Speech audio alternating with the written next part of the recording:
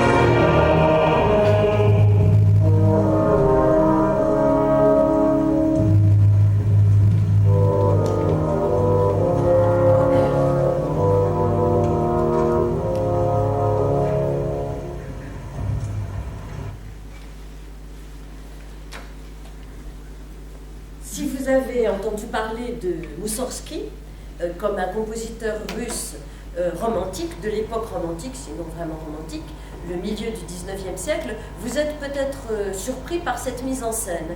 Et pourtant, elle est d'une grande adéquation avec le mélange de noblesse et de misère qui se dégage de l'image du peuple dans Boris Godunov.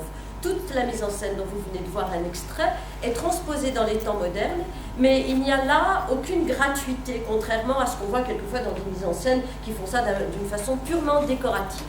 Toute la présence d'un peuple à la fois mystique et misérable, toute la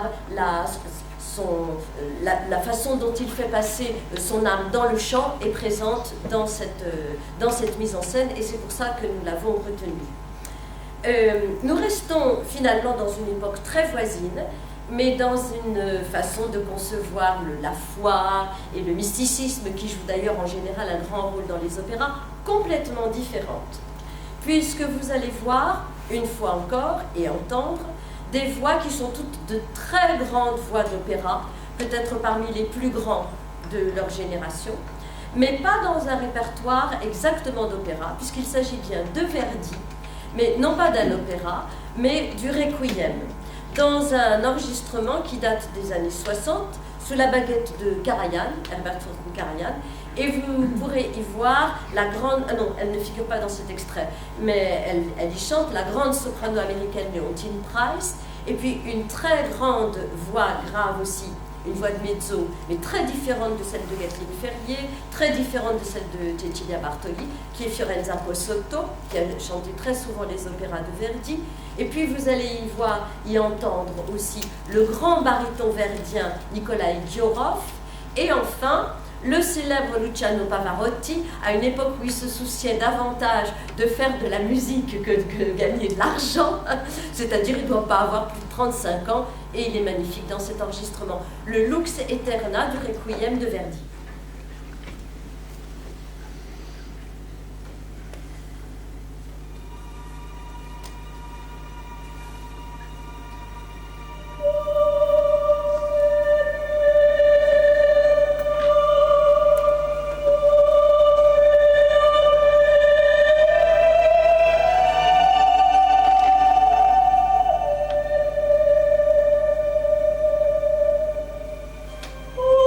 Oh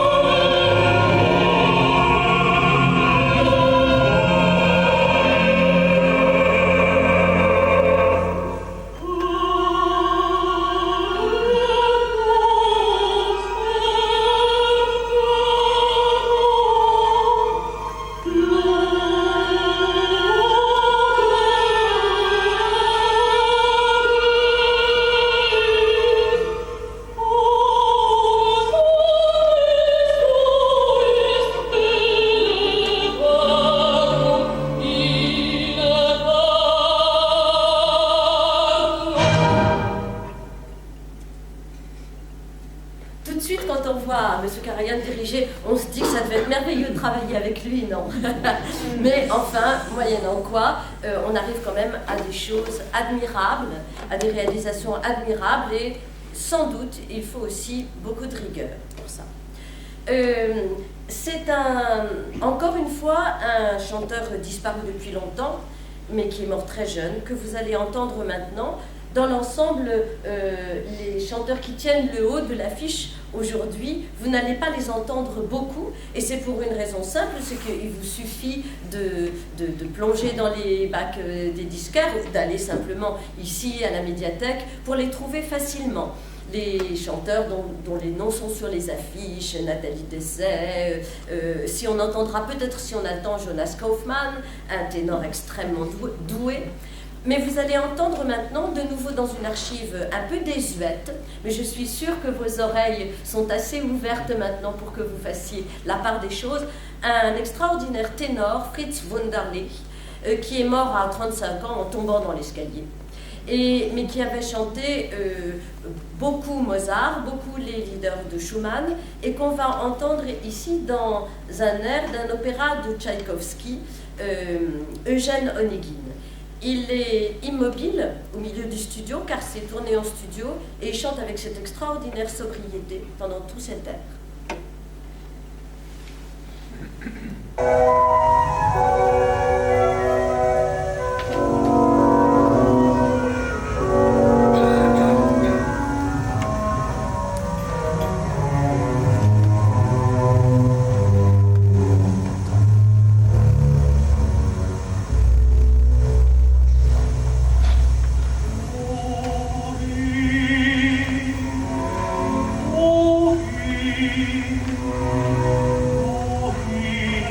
Is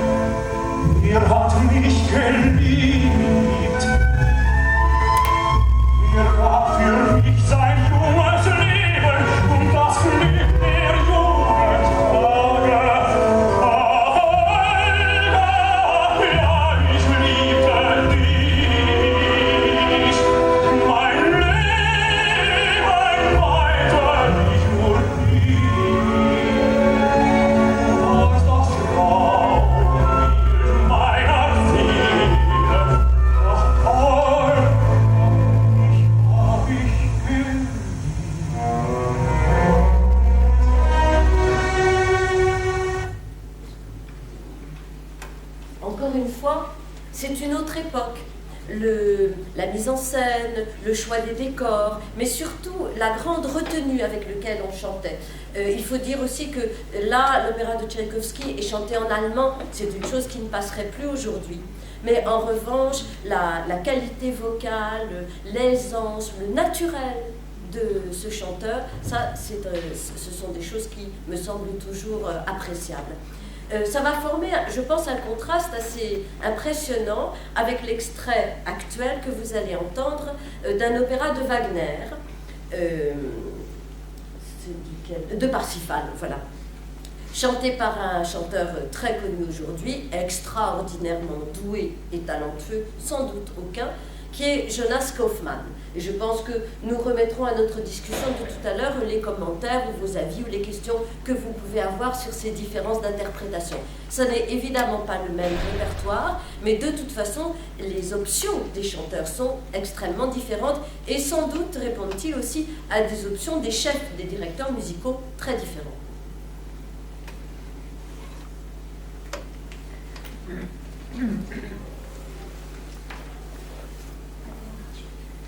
La couturière.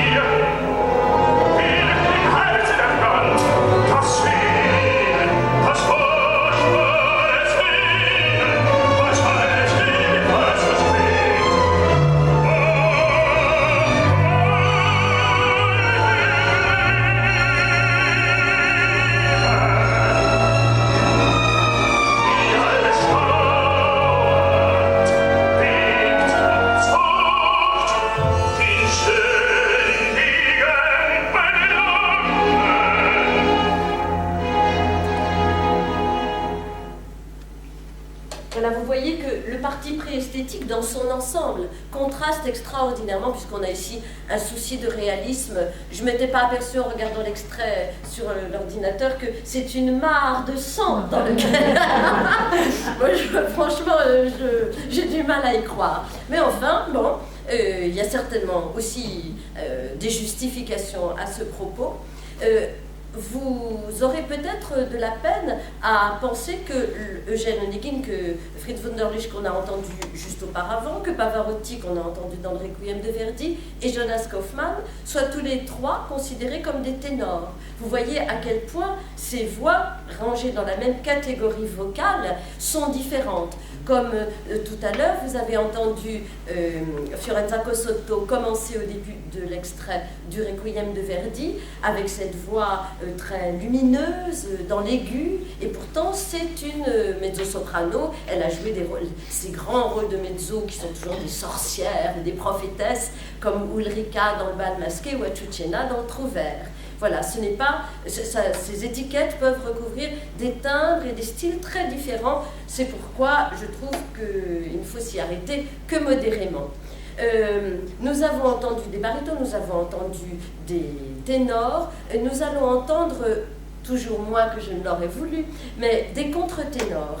Et pour introduire à cette voix particulière, il faut quand même dire aussi rapidement que possible un certain nombre de choses.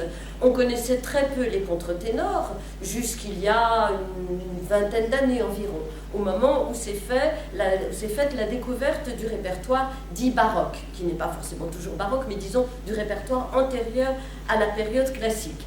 Alors, il est d'usage de revenir sur les questions de comparaison des contre-ténors avec les castrats, si cette question vous intéresse. Elle est complexe et très intéressante d'ailleurs. Nous y reviendrons tout à l'heure dans le débat. Nous entendrons brièvement un contre-ténor et pas dans le répertoire baroque, justement. Vous voyez, j'ai l'esprit de contradiction. Nous entendrons une voix de contre-ténor au sein d'un groupe de voix d'hommes, dans le répertoire baroque, et puis ensuite dans un répertoire tout à fait différent. Pour commencer, le madrigal de la mort de Sénèque, extrait du couronnement de Poppée de Monteverdi, là aussi un opéra tout à fait atypique et magnifiquement chanté par le groupe d'hommes que vous allez entendre.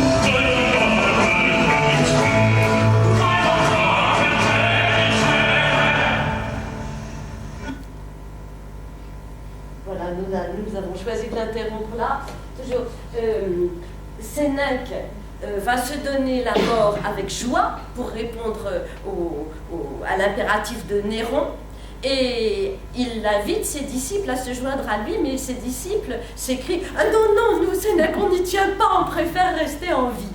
Et c'est là encore une absence de convention qui est, je trouve, revigorante.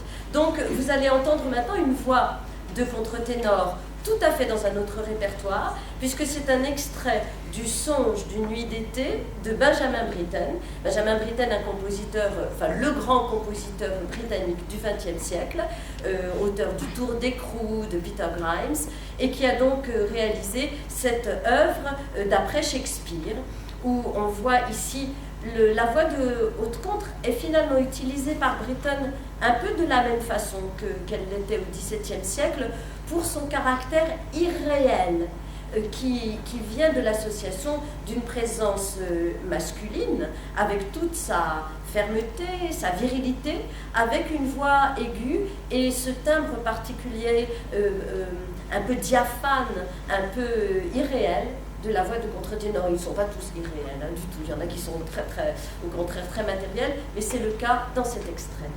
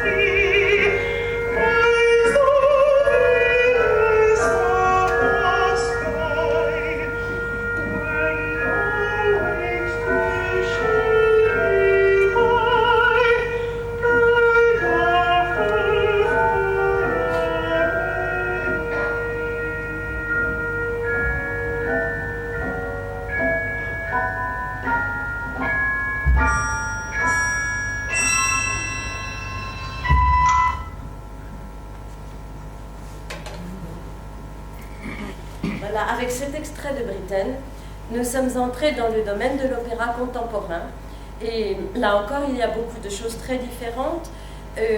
Nous n'en effleurerons que quelques-uns, mais principalement des œuvres pour leur apport particulièrement original.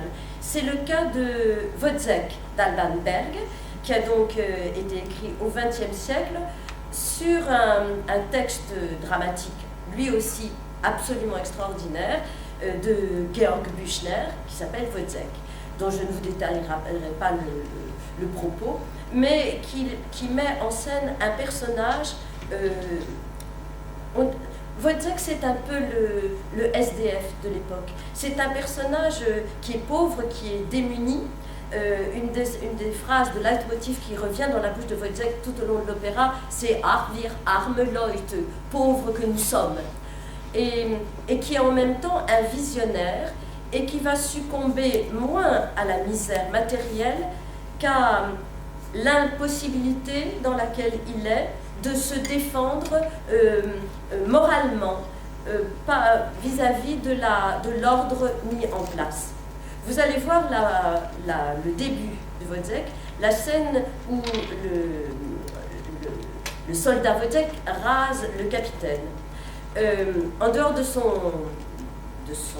force dramatique, cette œuvre, l'ensemble de l'œuvre de Berg et d'Alban Berg, se caractérise par l'utilisation d'un grand nombre de moyens orchestraux. L'orchestre est absolument extraordinaire, et aussi vocaux, et c'est ça que vous allez pouvoir entendre dans cette scène, parce que surtout le capitaine a recours à des formes d'expression vocale très proches du parler, d'un parler chanté, un intermédiaire entre le parler chanté et le chant, et tous ces éléments sont calculés par Berg au plus près, mais d'un point de vue expressif. Berg, qui a fait, en écrivant Wozzeck, une construction absolument sans faille, une architecture extraordinaire, insiste beaucoup, et les auditeurs et les spectateurs peuvent en témoigner, son résultat a été atteint, sur le fait que ça ne l'intéresse absolument pas d'expliquer aux gens comment il a fait son œuvre, contrairement à un certain nombre d'autres compositeurs, mais que c'est le pouvoir expressif de cette musique, si soigneusement écrite cependant, qui est son objectif.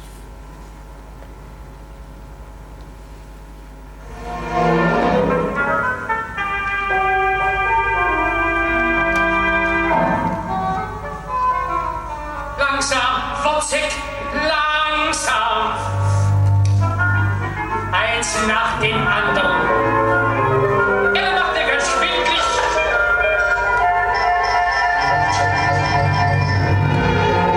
Was soll ich denn mit den 10 Minuten anfangen, die er heute so früh fertig wird? Wozzeck, bedenkt er hat noch eine schöne 30 Jahre zu leben. 30 Jahre macht 360 Monate. Erst die Tage, Stunden, Minuten. Was will er denn mit der ungeheuren Zeit anfangen? Teilt sich ein, Wozzeck. Jawohl, Herr Hauptmann.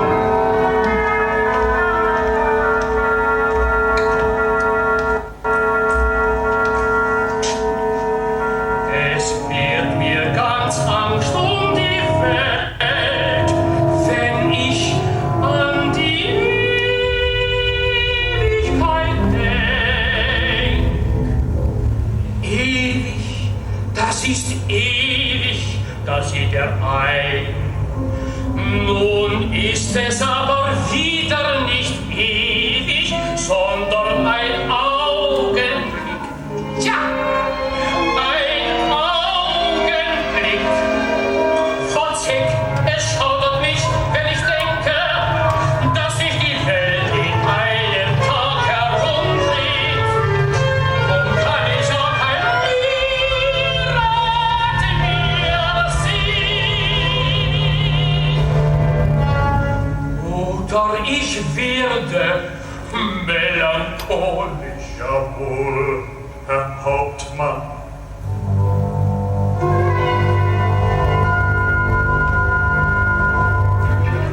Wozzeck!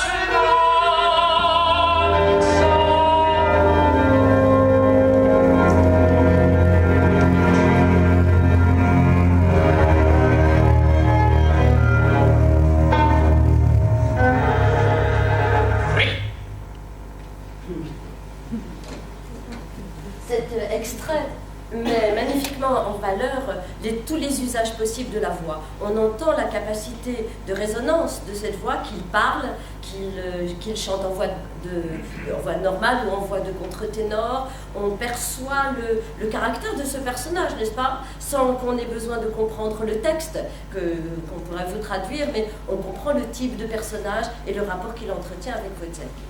C'est avec quelque chose de guère plus divertissant, mais dans une toute autre direction que nous allons poursuivre, puisque une des orientations de l'opéra au XXe siècle, ça a été aussi de prendre en considération la musique populaire. La musique populaire a différents sens de ce terme, c'est-à-dire ça peut être le goût pour la musique que tout le monde écoute, ça peut être aussi le goût pour la musique traditionnelle ou pour les musiques traditionnelles de pays plus lointains.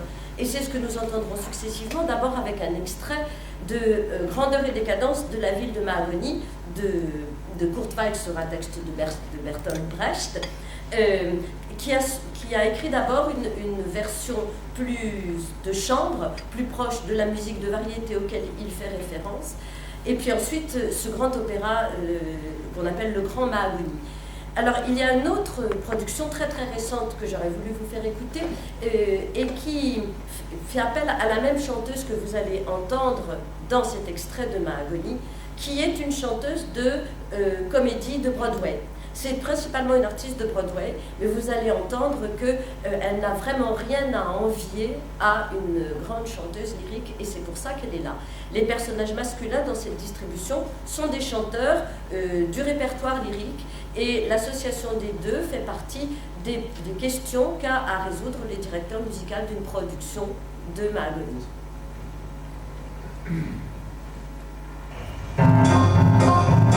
Oh, show us the way to the next whiskey bar. Oh, don't ask why. Oh, don't ask why. For we must find the next whiskey bar. For if we don't find the next whiskey bar, I tell you we must die. I tell you we must die. I tell you we must die.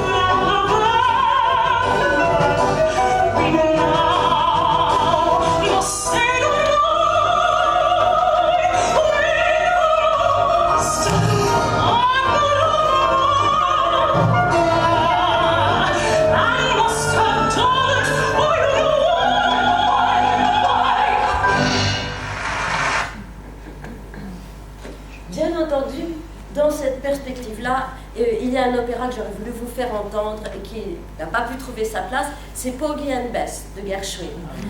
Là encore, la distribution est délicate, là encore, les productions ne sont pas toujours satisfaisantes.